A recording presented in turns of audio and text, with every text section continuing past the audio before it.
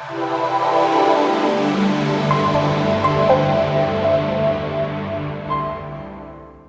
guys, Dr. Casey Schnabel here, and welcome back to Movement Every Day.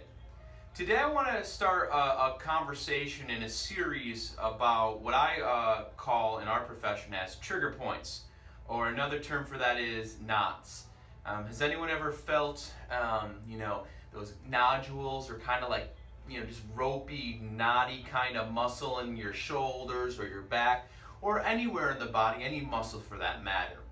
So today I'm sitting here in my x-ray room, and I wanted to actually bring up a point. That's why I'm kind of in here, is because a lot of times I'll shoot an x-ray on a patient post-car accident, or someone falls off a ladder or a roof. I work on a ton of construction patients, and there's no fracture, but you can't physically see the muscles, those ligaments, those nerves that are damaged on x-ray.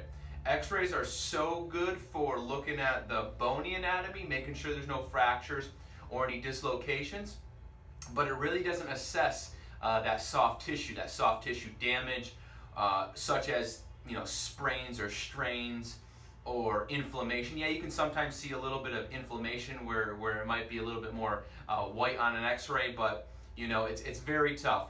So today that's kind of why I wanted to come here, just to kind of go over that fact of the matter. But today I want to kind of just bring up what I'm going to be doing in this series.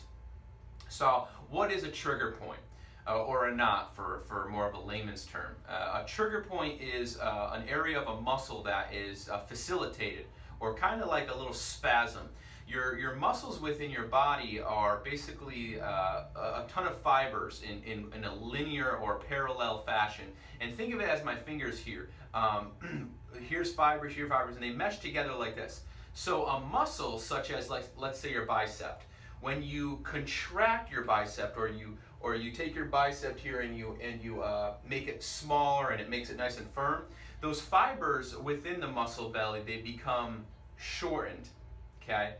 And then when you relax, or just relax the arm or extend the arm out, those muscle fibers lengthen, and they essentially do this.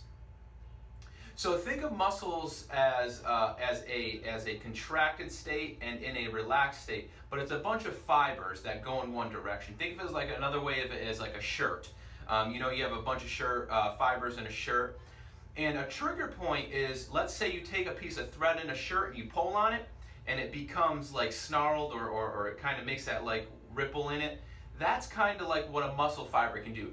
Individual fibers, couple fibers, maybe a bundle of fibers become tight and spastic, and they could become irritable. You can feel them when you're not doing anything. Maybe you only feel them when someone pokes around and finds them.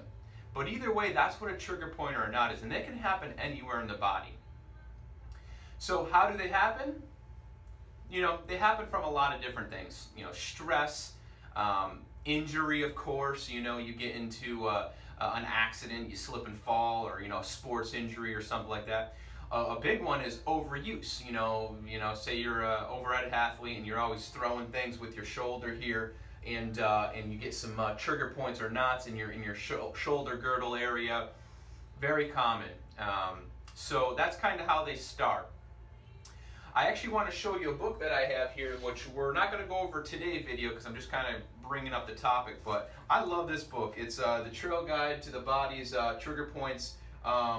It's a very good book, and if I come up a little bit here, I have a bunch of yellow stickies here just because I have so many notes in here. But I got this in school when I was a student, but let me see if I can find something easy and quick just to show you. Let's see, let's go to one of my stickies. So here's a good section right here, and it shows that this is the glute muscle. Okay, this is actually the glute medius specifically, but this book shows a good illustration on the anatomy of certain muscles, where certain trigger points like to stay or originate or harbor. And in this case, a very common trigger point in the posterior aspect of the glute med fibers here. And what we can see here is where the trigger point tends to be, and it's a very common trigger point. I see this trigger point in a ton of my patients, and I do work on most of my patients. But we can see how in this picture we got this red, and it shows that that's kind of where that trigger point can refer to. So that's a huge topic I'm going to be talking about in the future, in the next couple of videos, just to show you that trigger points, it could cause you pain locally, but it can also refer pain to other sites. So just an example is that glute medius trigger point. The trigger point may be a little bit in the back area, kind of in your glute, but it may refer pain down to your hip area. It may refer pain down more towards the back of your leg. And it can mimic things like sciatica or other issues. So a lot of my patients come into me that are more chronic in nature, and they essentially say, "Doc, I don't know what's going on. I woke up with this pain or just started happening over the past couple of weeks. It's gotten worse." And they just don't know what's happening. So as a chiropractor, we obviously look at the whole musculoskeletal system. We look at the bones, but we also look at the soft tissue. And that's a very huge aspect, because in a lot of my chronic patients, I can poke around, anywhere, whether it's low back, glute area, whether it's neck, wherever the issue is, and I can find these trigger points, and those are usually the cause of the patient's pain, or at least it has some kind of secondary, it's some secondary reason why they initially have the pain. So that's why I want to bring it up to you. And even a last quick story about how I kind of really started to believe that trigger points are real. And this was when I was in school. In school you learn about them. You're like, oh, that's definitely true. It's not. There's nothing to argue about it. But I just never got the aspect of referral and how pain and how a trigger point somewhere in the body can refer somewhere. Well, I actually had a trigger point in what my muscle is called the TFL, or the tensor fasciae lata. It's actually right in front of your hip, kind of where that hip bone is. If you feel it, it's like nice and pointy. Well, I had a trigger point there, but I didn't know it initially. I was doing was I was deadlifting one day, and then all of a sudden I started to get this lateral, or the outside of my my shin, or my outside of my calf pain. I'm like, what is that coming from? Where is that coming from? So as a student in chiropractic school, I was trying to figure out what was going on. I got adjusted, my low back, I got my hip adjusted. Nothing really was fixing it right away, and it was happening for a couple days. So then I went into the student clinic, and a clinician at the time said, to the student who was working on me, said, look at his TFL, look at the muscle, look at the muscles around the hips. So he started poking and prodding around, and the coolest thing happened was the student doctor poked on my TFL muscle, which is right in the front of the hip, and all of a sudden I started getting pain referring right to that spot down towards the outside of my leg, more towards my ankle. And it was the coolest thing ever, because I was like, whoa, that's literally causing my pain. So with that being said, he worked on the muscle in certain ways that I'm going to show you in the next couple of videos on how to treat trigger points.